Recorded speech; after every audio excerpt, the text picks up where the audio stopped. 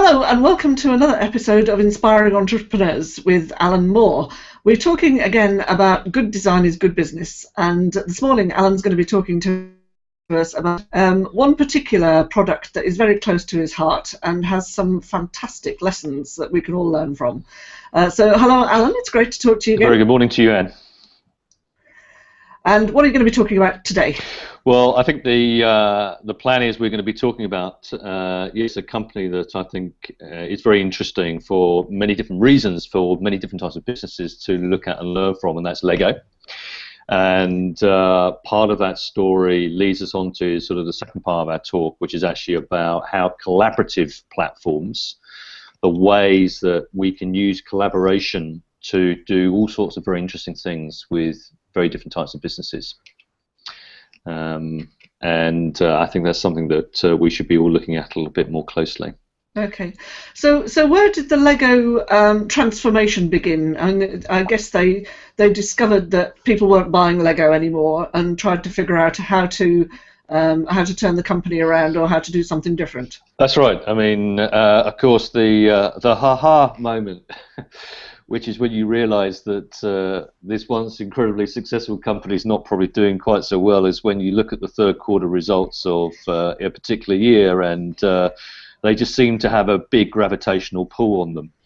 And of course, there's a lot of head scratching in the company because various directors have gone out to ensure that that organisation is working even more efficiently than it was at the beginning of the year, and yet whatever one does, the reality is that revenues are dropping, and of course that is when we call disruption.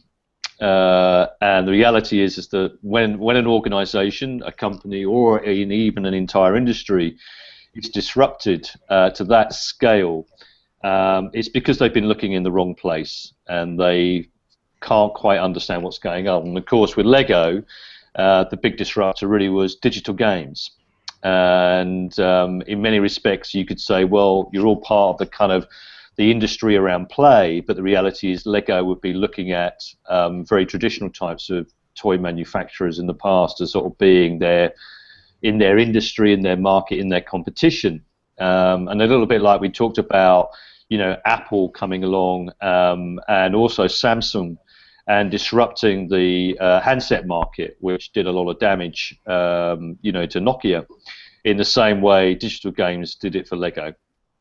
Okay, so I'm interested in the marketing angle on this, because one would think that Lego was marketing to children, but I guess some people might say, well, no, it's not the children, it's the parents, because the parents are the ones who are buying the toys. Mm-hmm.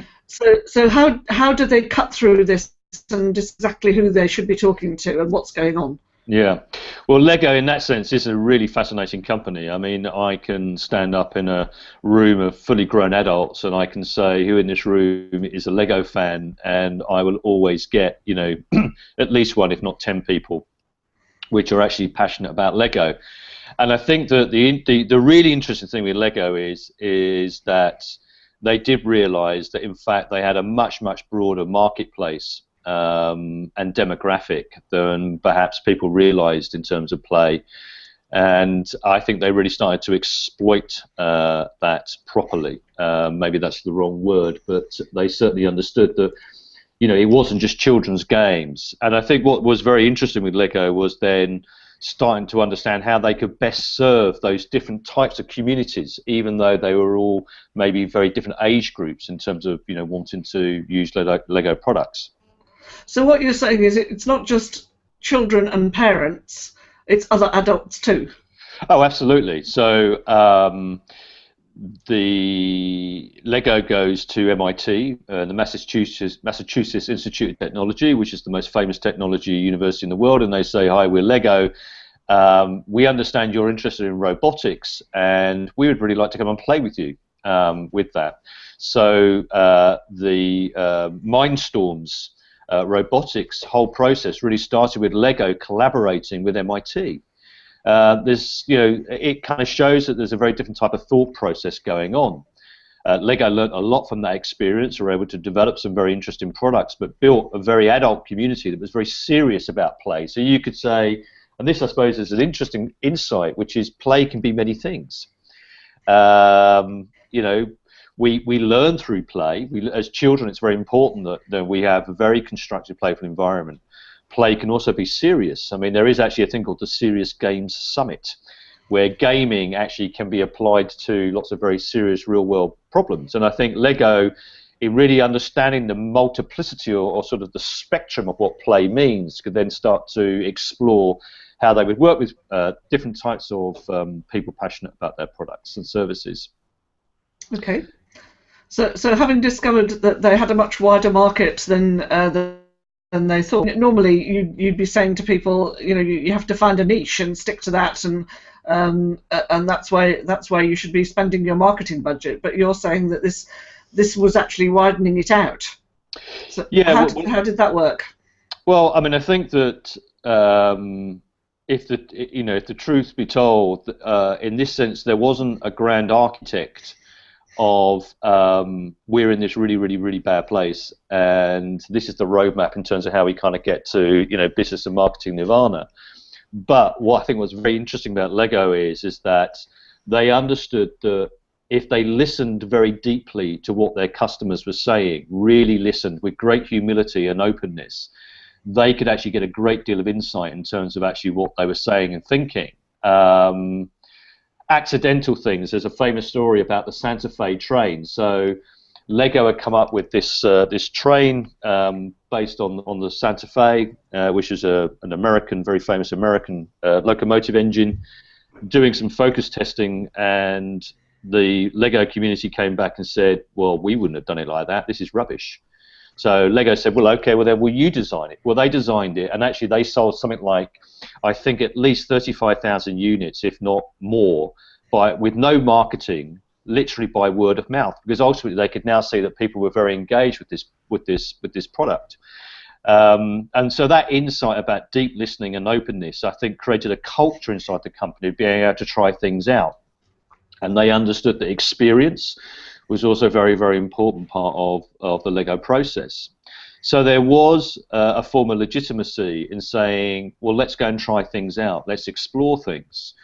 And that has evolved into, I think, a much, much more evolved and developed organization that's actually more ready for the world that we live in today than maybe a lot of others. So what do you imagine was going on internally? I mean, presumably Lego had a bunch of designers whose job it was to bring new products to the market, and all of a sudden they're being told, well, we don't want to listen to you, we go to our customers or fans or whoever they were. You know, how does the company deal with that, or internally? You know, how do people cope with that kind of complete change around to the way they're used to working? Well, I mean, I think that this happened over a number of years. The interesting thing is also, I think that because Lego still has the family that originally started Lego has a very, you know, clear voice on the board. I think that they're not run on a 3-month cycle, and, you know, a bit like a washing machine. It's quite a nice thought, actually. I've never thought about it like that before. So actually, they could do a much longer wash. And so their culture change becomes very important, bringing in learnings and starting to evolve the company in a way which I think actually, you know, starts to make sense. Now, that's very different to a CEO coming in to change the organization, where actually essentially he's only reporting to institutional shareholders, which are actually kind of looking really at their pension fund management, you know, on a quarterly basis. And it takes a very brave CEO, you know. I mean, Jeff Bezos is very famous. I mean, he's not paid a single dividend to any of the investors in Amazon because all of the money is plowed back into the business. But he's a very charismatic and obviously an incredibly smart and driven individual. Whereas most CEOs, I think, and maybe again that's the wrong phrase, but you know, many people asked to come and lead businesses aren't really asking to take that kind of creative route in that way, and being able to explain. I mean, I once did a big briefing for a big media organization that was owned by Viacom, And at the end of the briefing session, the CEO says to me, so how do I go back to my board and tell them this stuff's really important? And there were a few other comments as well. So you could see that they felt they were stuck between a rock and a hard place. And I think also Lego actually probably had a culture of, well, we'll try stuff out, and if it doesn't work, what do we learn from that? And it comes back to the idea of, what I would call the crafting organization, which is we're constantly on a journey, we're trying stuff out. Let's see how it goes. I mean, I think a great example with Lego is, on its knees, where does it find revenue in probably a market where many games companies like Lego were hugely disrupted, if not, killed off by the digital games industry. And Lego then actually went to Hollywood and said, hi, we're Lego, and we understand you've got this new burgeoning kind of industry around films, which is actually products, and of course Star Wars really was the first one that kind of kicked all of that off. So could we buy the license to actually manufacture Lego style Star Wars characters? And of course we go back over the last sort of 30 years and see actually how Lego really started to work very collaborative with a completely different industry, and by working with a completely different industry could create a different type of revenue stream. And that, for me, is very interesting. So they start to build what I call a kind of halo of revenues, to the point where they understood actually that, they learned about narrative and they learned about gameplay. So to back to your original question, they then probably started to hire and bring in people that actually knew how to design games in a digital context. But they understood that they could actually create physical product out of the digital games, but they could also probably create revenues within the digital realm as well. To the point where actually they said, we now have the confidence and capability and I think probably legitimacy to create our own Hollywood blockbuster movie. So Lego the movie, some people will say it's 60 minutes of product placement, and other people will say it's 60 minutes of perhaps some of the most profound insights into the world around us, and the spectrum is divided. But the reality is I admire a company that went from making wooden bricks to actually being able to finance and put together a team of people that could actually bring, a major Hollywood movie into the cinemas. That, for me, is really fascinating. On the same token, they're kind of working with the architectural industry because they know that many people who play with Lego, who are much older, are architects and engineers. So they created this really big pack called the Architecture Studio, and all of the bricks are white, and what it comes with is a beautifully designed and put together 277-page booklet on how to design and build different types of buildings. So that's serious play. So wow, I didn't know anything about that. Yeah. So I mean, what you can see is that, and I suppose in that sense, on the reflection, the one criteria is whatever it is we do must be done at the highest level of competency and execution. So if we're going to do it, we're going to do it properly, as opposed to, we're just going to throw something out there. And I think that commitment to quality, so that's back to design in a sense, what is the optimum output that we can create, and to stick to that shows them that they really understand how to deliver product and relevant products to their community in different ways that actually creates value, both for people that use it and also for the company itself. I mean, what's absolutely fascinating that you've just highlighted there is the design itself. The plastic brick is at the heart of all of this, and so that one tiny component is enabling them to go out and do all these amazing things.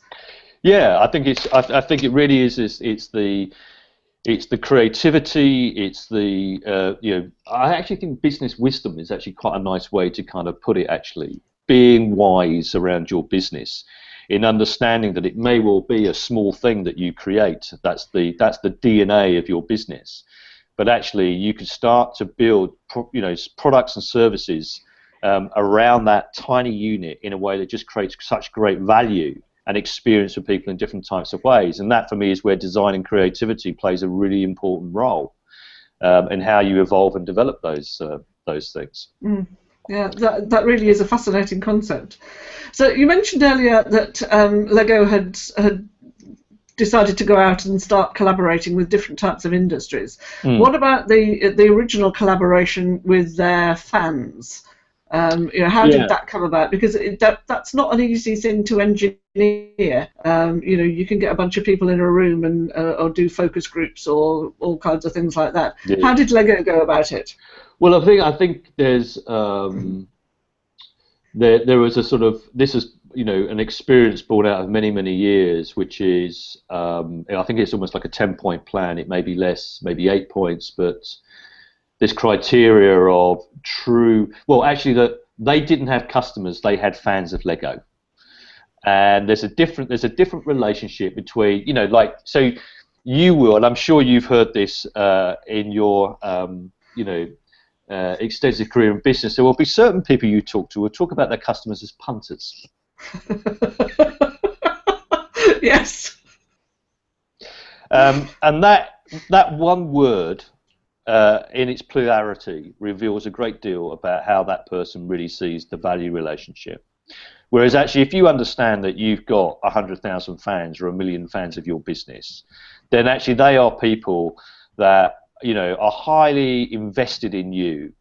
And actually, if you show that same investment back with them, and incredible things happen. So Lego talk about being open, about being humble, really listening. It's okay to put your hand up and say, we're not perfect and we make mistakes. So there's just, in a way, it's about, and I've made this point, it's about having a kind of a good and healthy relationship with someone that you want to have a good and healthy relationship with. And funnily enough, good things happen because then that's all built on trust. But one of the examples that, or two examples where Lego really collaborates, so they've got a platform called Lego QSO, and there they have a design kit, online, digital, where people can come, anyone can come who's a Lego fan and design a Lego product. And they can upload that product design onto the QSO platform. And if you get 10,000 fans of that product, Lego then will go and review that, and they will then decide whether actually they will put that product into production. So you get your product put into production, you get, I think, 1% of the revenue, and you get your name on the box. And some of these things have been highly successful. So that's a great example. And of course, if you look at that in what I would call a sort of a non-linear way, you're mitigating your cost in terms of maybe research and development. You're pre-selling a product into the marketplace. You're accelerating your R&D. You're kind of getting a sense of maybe what people are really interested in, which maybe could inform what you're doing, but you're also giving value back to people. And that value exchange, we talked about this before, there's a very misguided sense that actually businesses are only in business to make money. Businesses are, and we've always traded, but we are trading, I think, to create great value in society in a variety of different ways. And, democracy allows us actually to say, well, everyone has a right to be in business, but my point is that if you really create great value and really focus on the value, then the economic benefits will come just by sheer force of nature in many ways. So I think that that's something very interesting that Lego does, and they also have an online community called LegGot, and that's LEGGODT, I think, and that is a kind of collaborative platform where there's no money exchange whatsoever, but essentially people are demonstrating their incredible ingenuity and creativity around using that little brick to create the most extraordinary, unique, one-off works of art, almost, actually, in many ways. And I think that means that Lego is kind of creating a cultural legitimacy, which is above and beyond really just the realms of just being in business to make money. But the Yeah. reality is sorry. I was just going to say, I think that's borne out because they were recently acknowledged as one of the most influential businesses in the world, or one of the most influential brands in the world. Absolutely, absolutely, with great trust, you know. And I think that when a brand is truly trusted, or a business is truly trusted, you know, it can do all sorts of things that previously it couldn't do, you know. And so that sort of there's also a sort of a fundamental part, almost you could say, of design. You know, we must design trust into the business. I mean, it would be something that, you know, if I was advising or consulting a company, you know, that ethical approach is, you know, I'm a big rugby fan, right? Well, you can play a very hard game of rugby very ethically, or you can play a very hard game of rugby very unethically. You know, and I believe that you don't need to be dirty to be successful, you know. That's very important to me. So but yeah, I can see that, and that's one of the reasons I love talking to you, because that just shines through everything you do.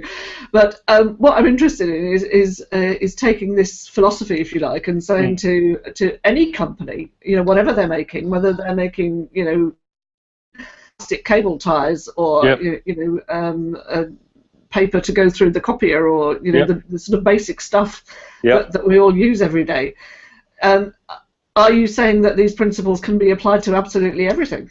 I think they can. I mean, I think in many ways, one of the things I have to offer, I would say, which is unique to me, is about being able to come in and look at a business, understand it deeply and properly, but also start to see the potential creatively in terms of where it could go or how it could operate. Having spent, you know, 25 years in business, I've got a lot of experience, but also looking on the other hand of what we could be doing now much better by looking at new business designs, new organizational practices. You know, you can bring that kind of best practice behavior into an organization and say, look, there could be all sorts of ways which you could be engaging with either your customers in a B2C relationship, or actually within your customers. Well, I'll be here this morning, but then Timmy is also here. I copied her in, and I'll just. Hello there, Eric. If there's anything else. We're on a call at the moment. Yeah. Thank you. We seem to have an interruption. Yeah. So, or whether it's in a B2B context, you know, because what's interesting, I think, with Lego is that they are having, you know, that sort of multi-dimensional relationship in many different types of ways, and that allows you to be a much more resilient business as a consequence of that, actually. Yeah. So I guess there always will be people in business who pop up and, you know, want to make a quick buy, as you say. They're working fast and dirty and cheap. Yeah, that's right. But let's just see if we can get Eric engaged here, as he's popped up. Eric, are you there? Yeah. Eric?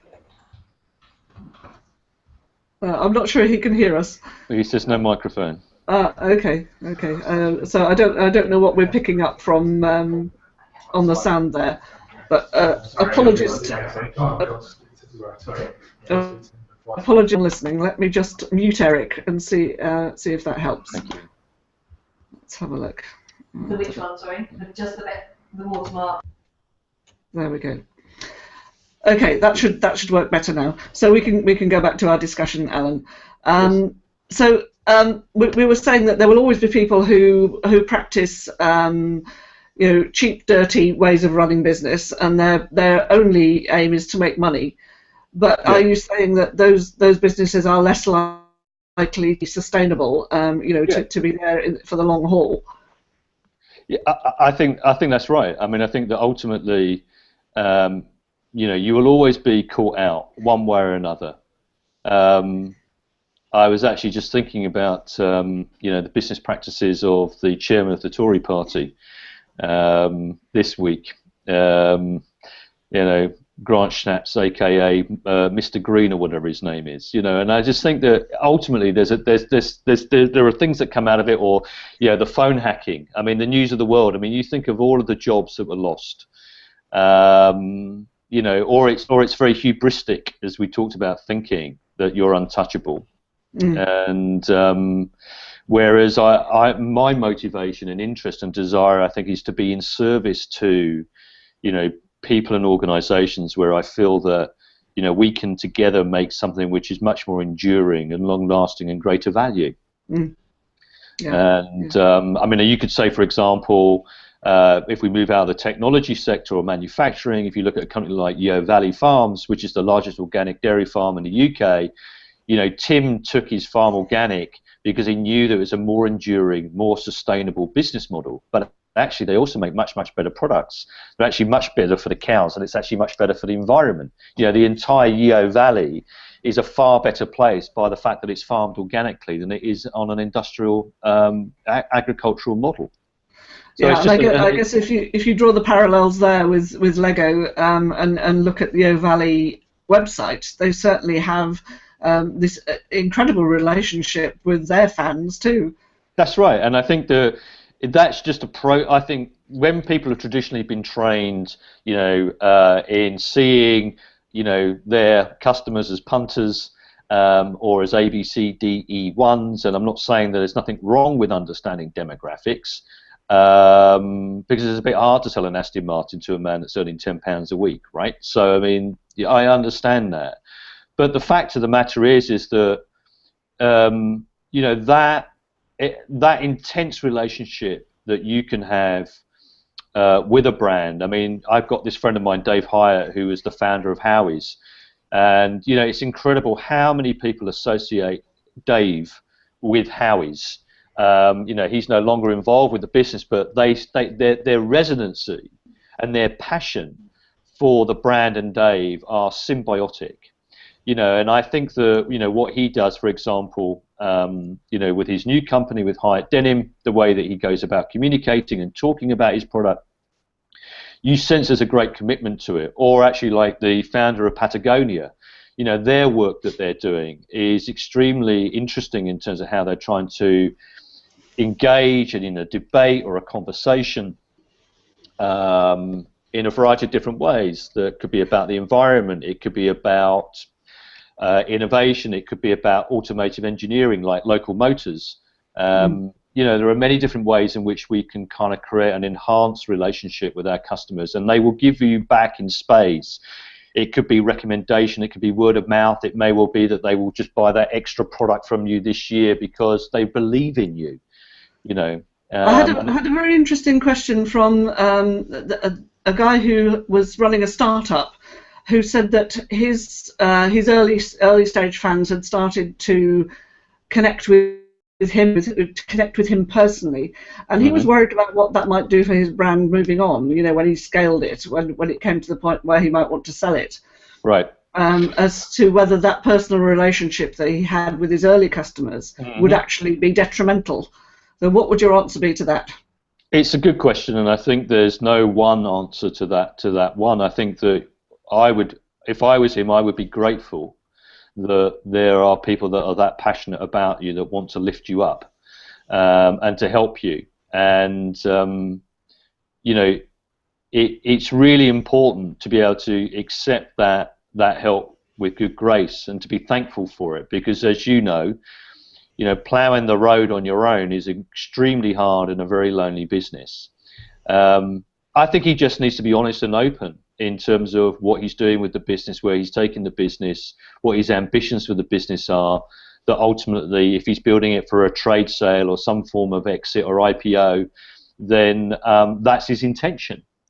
It's only when you say one thing and then you do something completely different, which is when people feel desperately let down. He may have the biggest party ever, when he sells the business, and thank his people that were there from the beginning and say, you mean so much to me, and I don't know, hire passenger jet, you know, take them off to, you know, Ibiza or Dublin or wherever it is, you know, and have one big party. And people will remember that, you know, to say thank you, or actually to recognise the gratitude that you have. In business is extremely important, you know.